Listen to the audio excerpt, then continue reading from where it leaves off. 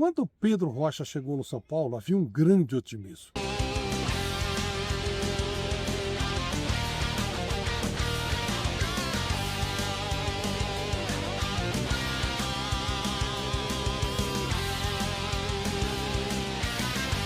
O São Paulo ficou durante muitos anos apenas construindo aquele que era, na época, o maior estádio particular do mundo. Até 1960 a coisa foi muito complicada. São Paulo ganhou o título em 57 com o Zizinho, mas depois foi uma seca tremenda. Inaugurou o estádio em 60, ufa!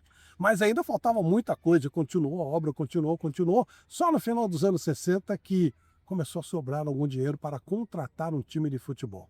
E aí o São Paulo veio com tudo. Em 69 contratou Gerson e Edson. Gerson, que depois seria campeão do mundo em 70, chegou arrebentando.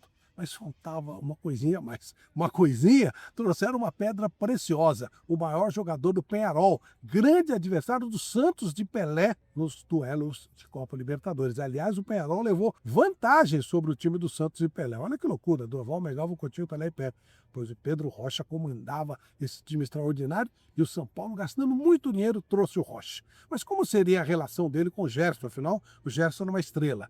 Mas gênios se entendem com gênios, os dois se entenderam muito bem. Houve um casamento perfeito também com o Edson Cegonha e o São Paulo montou um time espetacular, que seria campeão em 70 e 71, o Campeonato Paulista naquela época valia muito e disputava todos os títulos com um nível muito elevado. O Pedro Rocha era realmente espetacular. Ele chegou a ser artilheiro do Campeonato Brasileiro. Imagina só, o jogador de meio campo. Naquela época tinha uma música gaúcha que falava para Pedro, Pedro, para Pedro, Pedro, para. Essa música era chamada dos jogos do São Paulo. Tanto gol que o Pedro Rocha fazia.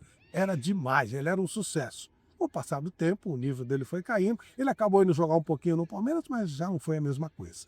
Só que é preciso contar uma história marcante do Pedro Rocha no São Paulo.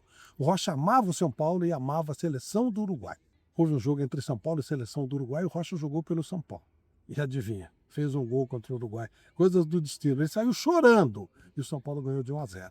Imagina, fez um gol contra a seleção que ele amava tanto. Aliás, em 70, a seleção do Uruguai, que encarou o Brasil na semifinal, foi um jogo muito duro, não tinha o Rocha. Ele quebrou a perna no começo do campeonato. E aí fica aquela coisa, se o Rocha estivesse lá, como teria sido, hein? Mas o Rocha não estava. Foi bem a seleção, deu sorte a seleção de 70, um adversário a menos. A seleção de 70 era espetacular. O Uruguai com Rocha teria um nível mais elevado. Não sei se ganharia do Brasil, mas seria mais difícil do que foi aquela semifinal. Aí o tempo passa para todo mundo. Rocha tentou ser treinador, mas como todo gênio, é muito difícil passar aquilo que para ele é fácil para os jogadores comuns. E o Rocha não foi de sucesso como treinador. Fez uma ou outra boa atuação, mas não funcionou. E aí ele resolveu virar empresário. Jogar futebol é uma coisa, ser empresário é outra. O Rocha abriu uma casa de camisas de time de futebol, material esportivo. Quebrou. Aí ele abriu quadras. Tudo que ele sabia fazer, jogar, também não conseguiu. A verdade é que o dinheiro de Rocha, que já não era tanto, se fosse hoje, ele ganharia dinheiro para 10 gerações, pelo nível que ele tinha, né?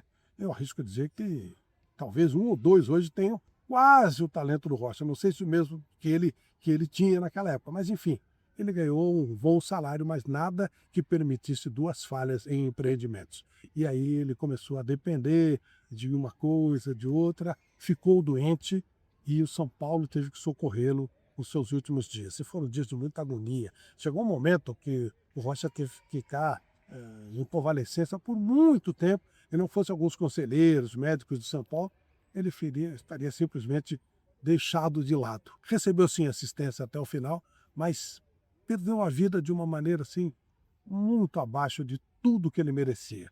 Lógico que o São Paulo o homenageou, lógico que o Uruguai fez reverências a ele, mas pelo tamanho dele merecia muito mais.